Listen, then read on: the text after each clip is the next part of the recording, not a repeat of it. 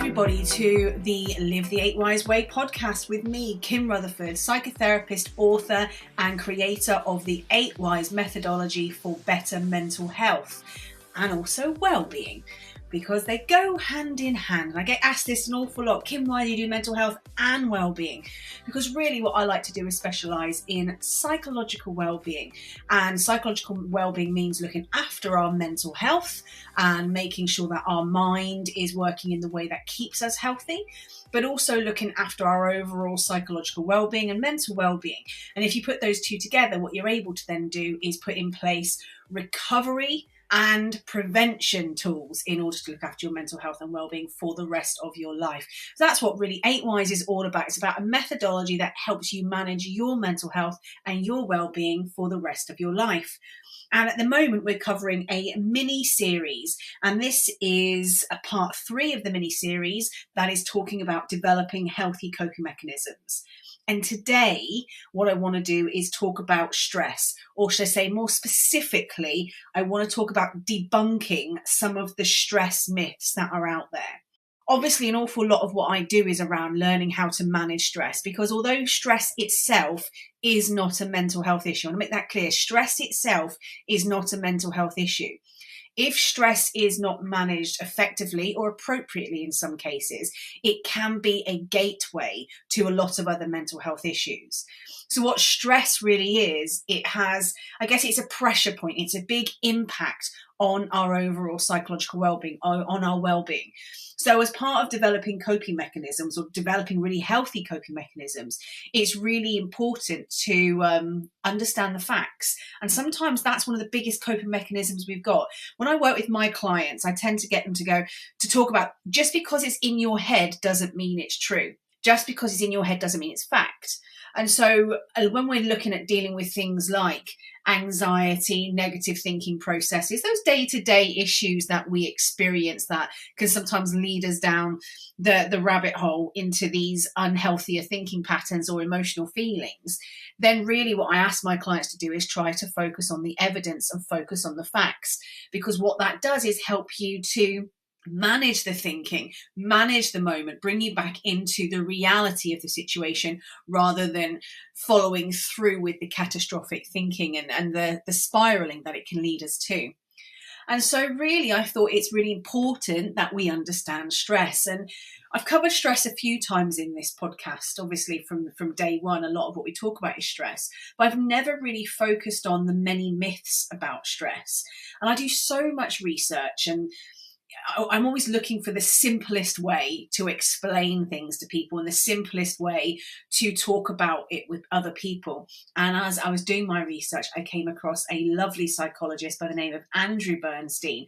And Andrew Bernstein came up with these 8 deadly myths about stress, the common myths about stress. And I thought, 8 Wise Ways is all about these 8 magical things. So what better way to explain about the myths of stress than talk about 8 deadly myths about stress that can help you to understand stress better, to gather more effective facts, so that when you're developing your own stress management techniques to help with your mental health and well-being, then you will have better insight, you have better understanding, you'll have more facts, more evidence to work with. So we're going to go through all 8. It's worth grabbing a pen and paper if you want to learn about stress. And again, a big thank you to Andrew Bernstein. Andrew Bernstein actually wrote an article in Psychology Today on this very, very subject. So if you want to go and learn more about it, you can head to Psychology Today and actually check it out for yourself. But a big thank you to Andrew for taking the time out to explain to people the 8 deadly myths about stress. So let's have a look at it. Number 1, myth: stress comes from your circumstances. Okay, well, realistically, this is true to a degree. But stress actually comes from your thoughts. It comes from the thoughts you have about your circumstances, not the actual circumstances themselves. This is why people have different emotional reactions to the same situation. You might have Bob and Mary going through exactly the same experience at the moment. So, for example, Bob and Mary might be going through a redundancy process at work, been doing the same job for the same amount of time, and yet the situation will have a different stressful impact on them. And that is because it's not about the circumstances they're in. It's about how each of those individuals are responding to those circumstances, how their particular thoughts, how their particular conditioned mindset is responding to that set of circumstances. And that's why stress actually is a very individual experience. We can generalize about stress. We can provide advice, guidance, and information that is generalistic about stress. But realistically, you as an individual will experience stress about different things, about circumstances that might be the same as other people's, but you'll experience it differently. Therefore, your stress management techniques need to be unique to you, because your experiences of stress are unique to you. And what triggers your stress will be unique to you. So stress comes from your circumstances, yes, to a degree, but more correct is the fact it comes from your thoughts about the circumstances that you are experiencing. That is number one. Number two, stress is a motivator. I hear this all the time. I hear it all the time. I work brilliant under stress. Stress is brilliant for me. I get more done under stress. And maybe you do. But it's probably more realistic that you actually get more done when you are stimulated rather than stressed. And this is a common thing. We sometimes fail to distinguish effectively between what stress is and what stimulation is. So when you've got deadlines at work, or when you need to set goals, whether it's personal or professional, and you're pushing yourself to perform at full capacity, it's stimulating. And that stimulation brings the brain alive. It gives you lots of adrenaline to work from. It's when our intellectual wellness is at its best, because our brain functions at its best when it is getting stimulated. But stress is when you're anxious, when you're upset or you're frustrated, and that dramatically reduces your ability to perform. So people who are getting things done under what they think is stress, and that they're succeeding when they're stressed, actually, the more realistic way of looking at it is actually your intellectual wellness is boom, boom, boom from an 8-wise perspective. Because what's actually happening is you are succeeding in spite of your stress, because having a fully stimulated brain is enhancing your cognitive function. It's enhancing the way that your brain works. So there is a distinguished difference between stress and stimulation. Stress can have a negative impact on your performance, where mental stimulation can have an incredibly positive impact on your performance. So stress is not necessarily a motivator. The stimulation that can happen to a brain is actually your key motivator. So you're not stressed because you've been set a deadline. You're stimulated because you've been set a deadline. You're not stressed because you've got goals to meet. You're stimulated because you've got a purpose and a focus. And there is a difference. So don't look at that way of life of, oh, stress is really, really good for me. See, stress is very unhealthy, but stimulation, intellectual wellness is really good for you. So finding ways to stimulate your brain is always going to be a very, very positive process if you are wanting to perform at your best, whether it be personal or professional. And that's number two. And number three, some stress is good for you. Well, this is it's another popular myth, isn't it, I guess? And it's this concept of, so it come from Dr. Hans Selye. He was the founder of modern stress concept. And what he said was that activities like sports and sex also produce a surge in stress hormones. So he promoted the idea of good stress or positive stress. But there's been a lot of research since then that has proven that stress contributes to 75% or between 75% and 90% of medical conditions, including the 6 leading causes of death in the human species. So it comes back to what we've said in the previous one. Stress itself, research has proven, is not good for you. It is not good for you. It has a major risk on medical conditions, and it has a risk on your own mortality. But just like we said in the previous one, stimulation is good for you. Mental stimulation is good for you. So don't get confused between the two. When you are feeling levels of stress, do not lean into it even more. What you need to be doing is leaning away from it, trying to manage it, trying to reduce it. But mental stimulation, that's worth leaning into. So lean into remaining stimulated, lean into learning, lean into keeping yourself mentally active, and that will be really good for you. And that's number 3. Now, number 4, without stress in your life, you would just sit around and drool. Or maybe you would, who knows really, but I don't think that's true. Some people are so used to experiencing stress that they don't remember what life was like without it. I was like this for a while. I was that person who was telling myself, yeah, I strive through stress. Stress is where my natural baseline is. I would wear my stress on my sleeve as like a badge of honor. But realistically, it's just got to the stage where I wasn't managing my life very well, and therefore I wasn't managing my stress very well. And I was ill. I was getting ill, more and more ill. And for those of you who know my story, I got so ill, I ended up taking lots of time off work and almost having a breakdown because of it. And that's what stress did. Stress triggered that. But you've got to look at it. Young children, they experience very little stress and they have plenty of energy and they explore lots of interests.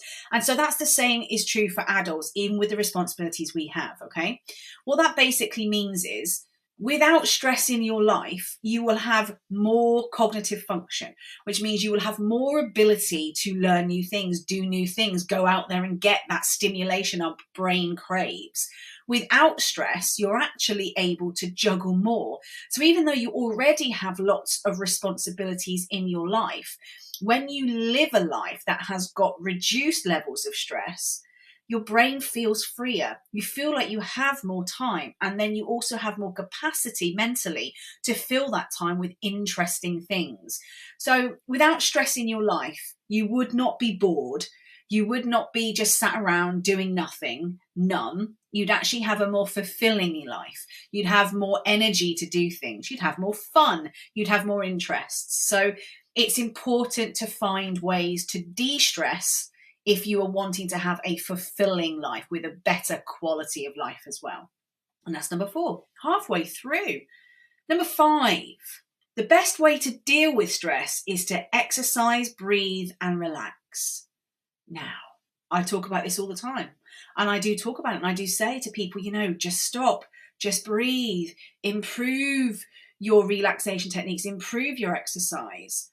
But remember, stress doesn't come from what's going on in your life. It comes from your thoughts about what's going on in your life. So when I'm talking to you about, do some exercise, breathe more, and do that relaxation element to things, it is really important to do those things, because what they actually do is bring you to a level of mindfulness, allowing you to focus on the moment, allowing you to slow the moment down, allowing you to slow life down so you can just put yourself in the moment. And what that's really important to do is it helps you to manage what your brain is doing. So rather than just relieving the effects of stress, which is what exercising will do, is what breath work will do, what relaxation techniques will do, they will help you relieve the effects of stress, but they won't help you manage or relieve the cause of stress. So it's really important for you to understand what your stress triggers are. Now, if any of you have done my courses, my 8 Wise courses, or you've read my book, then we spend a lot of time in there trying to understand what the specific triggers to your stress is, so that you can learn to manage them, or you can learn to work through them. And in therapy with me, we talk about it from the perspective of heal from the past, learn to manage the challenges of the present in order to create a healthier, happier life. And therefore, what we're looking at from that perspective of stress is you bring in the exercise and the breathing and the relaxation things to help you cope in the moment, to help you relieve the stress that might be happening moment to moment. But healing from the past means going backwards, understanding where your trigger points are, understanding what may have created them, why they're there. Maybe you have to process that. Maybe you have to understand that. Maybe you have to be aware of what triggers those stressful situations in order to prevent them from happening. And that is a more effective long-term approach. It involves learning to think differently about challenging situations, so the stress is no longer produced in the first place. It's about changing the conditioned mindset that you have created throughout your life, through your experiences, through your culture, through information that's passed down to you. And it's about taking all of that and going, well, actually, the way that I'm based on all of this, the way that I'm responding isn't healthy for me. So I need to change my mindset. I need to change my mental approach. And that actually puts me at the front of managing stress rather than the back, meaning you can prevent stress rather than just having to relieve it or respond to it when it happens.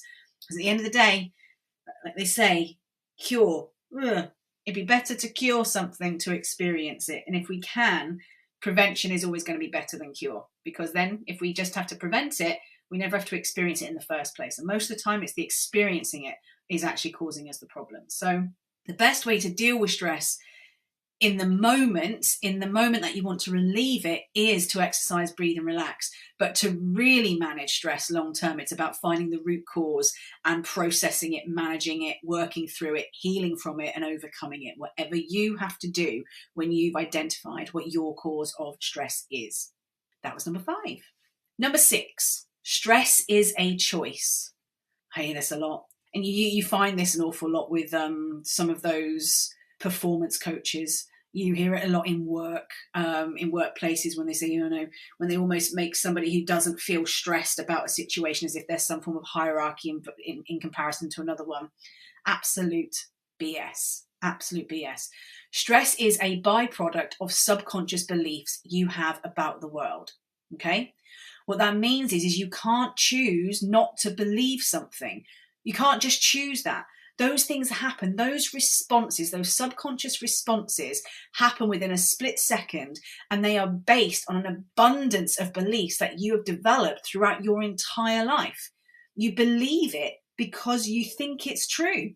And to you, in that moment, based on your experiences, based on everything you've known in your life, it might be true for you in that moment. And to eliminate stress, you must learn to challenge those beliefs so that you can see them differently. That's something you can do. This is that concept of control what you can control and let go of what you can't. You can't necessarily control in the moment it happens how you're going to respond to a situation.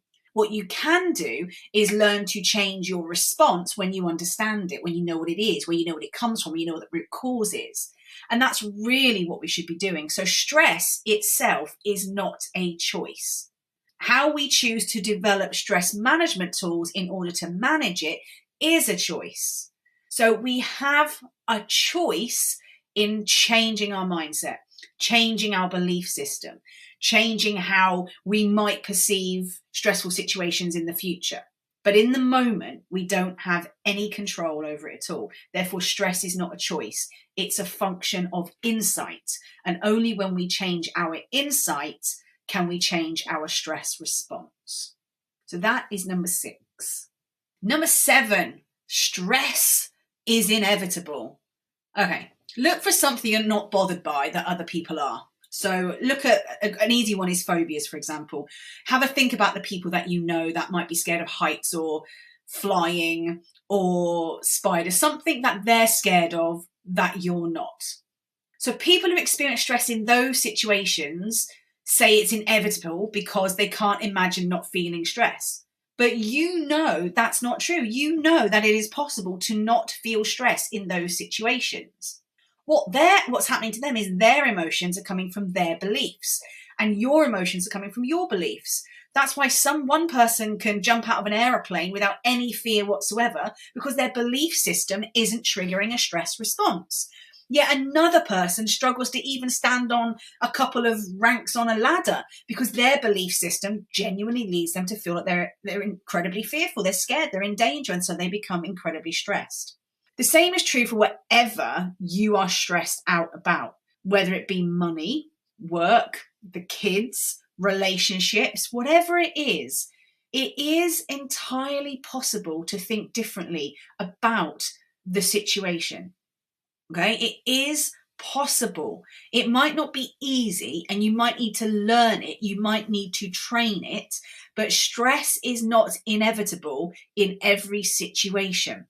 It is inevitable if you keep leaning into the thinking processes and the insight that you know causes you stress, but you have power to change it. You have the power to control it. So stress itself is not inevitable because not everybody feels stress about the same situations.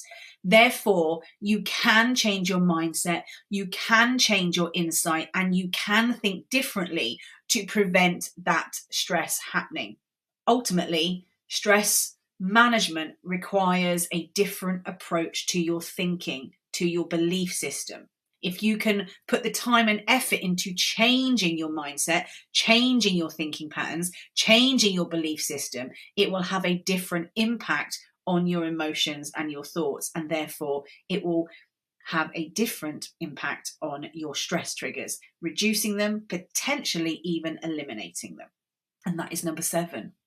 And then number 8, and I hear this an awful lot. I have a lot of clients come and see me and I'll ask them about stress and they go, yeah, but everyone's stressed. It's no big deal.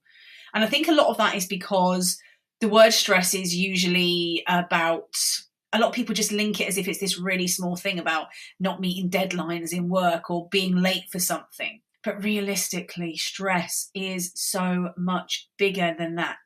Every moment of frustration you have about every single thing in your life can lead to stress. And that stress can lead to negative emotions, negative thoughts, health risks, all of those things.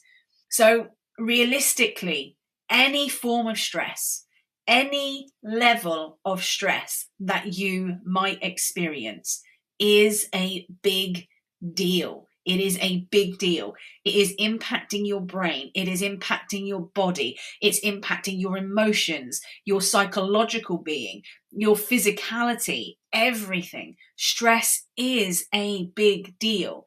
It leads to so many other issues. As we said, between 75% and 90% of medical conditions, stress contributes towards, including the 6 leading causes of death. 75 to 90% conditions stress is contributing to. So don't ever tell yourself that your current experience of stress is no big deal, because it's affecting your health. It's affecting you physically and it's affecting you mentally. Just because you can't see all of those effects, just because you can't see all of the impact, doesn't mean it's not happening. So if you are experiencing any form of stress, then you need to learn to deal with it as quickly as you possibly can. And more importantly, to really look after your mental health and well-being, you need to not only be able to respond and reduce your stress levels in the moment you experience stress, as in take control and manage the challenges of the present, but you need to go backwards. You need to look at what those causes are, what those root causes are of your stress. What is it from your past? What has developed your mindset, your conditioned mindset? That means that these certain things in your life trigger your stress. You need to think about that. You need to go backwards and learn to eliminate it, because that is the best stress management coping mechanism you will ever have. Eliminating it rather than learning to live with it. So by all means, yes, stress management techniques that we've discussed there, and I've discussed previously as well, sleep, exercise, all of those things are really, really important when it comes to reducing the impact of stress in the moment. But the perfect way to manage stress is to understand the mindset that leads to your stress being triggered.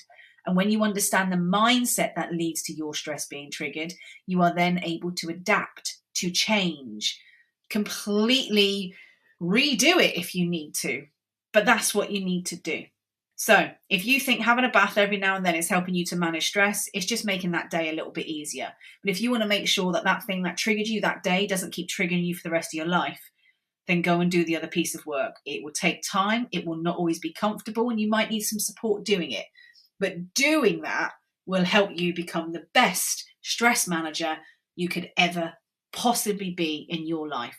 And by doing that, you reduce the risk of having severe medical conditions, mental health issues, and physical health issues as well. And wouldn't that be nice? Because that's what really leads to a healthier, happier mind and a better quality of life. So debunking the stress myths to help you develop healthier coping mechanisms. And the best coping mechanism, the healthiest coping mechanism for managing stress, is to eliminate it at the root. Pull the root right out so that it can't keep growing, it can't keep coming back. It is gone, and it's gone for good. So I hope that has been useful for you. As I said, when we talk about stress in 8 ways, we talk about it an awful lot. We talk about how you do have to pull it out from the root. And I use the analogy of a gun an awful lot with regards to understanding what your bullets are, because the trigger of the gun is life, and you're going to have lots of things all the time triggering you in lots of different directions.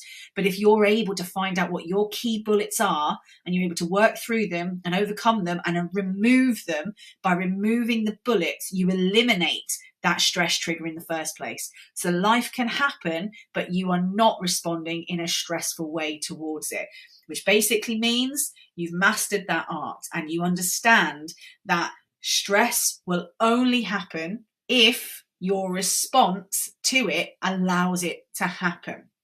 You can't change the immediate response, but you can change the mindset that leads to those thoughts and stress triggers in the first place. So I hope that's been useful. As I said, if you want to learn more, then head to my website, 8wise.co.uk, and you can head to the store there where you can access the book, the manual, 8 Wise Ways to a Healthier, Happier Mind. And you can also access the 12-week journal, the 12-month planner, and the pocketbook of wellness, all about helping you to do exactly what I'm talking about here.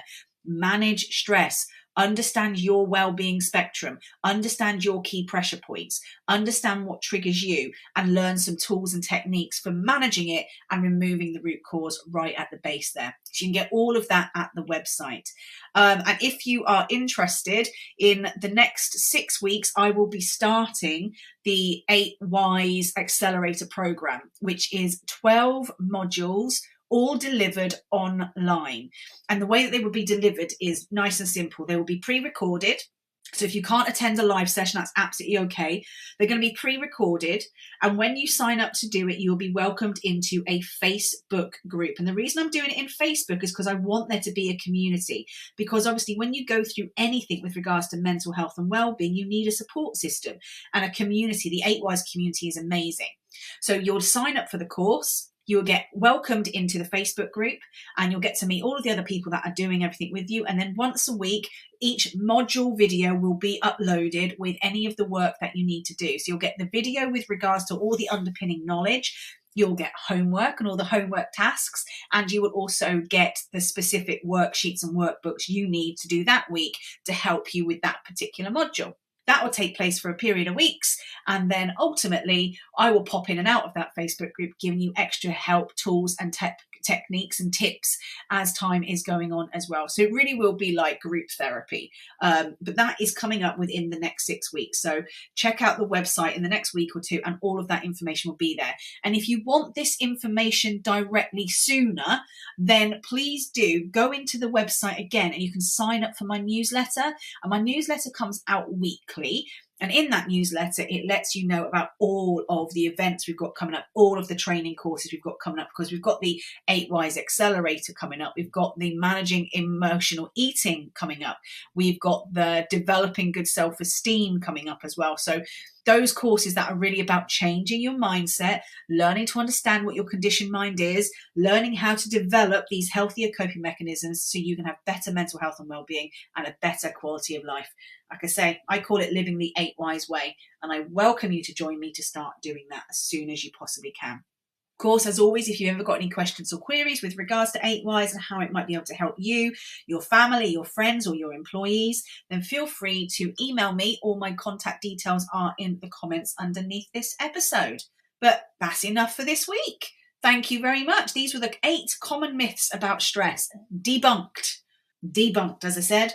One of the healthiest coping mechanisms you can ever have for managing stress in life is understanding stress in the first place and starting to work with facts and evidence rather than assumption and second guessing. So thank you very much. Thanks for joining me for the Live the 8 Wise Way podcast. My name is Kim Rutherford, psychotherapist, author and creator of the 8 Wise methodology for better mental health and well-being. And I look forward to chatting to you as soon, hopefully this time next week. So take care, and I'll speak to you soon. Bye for now.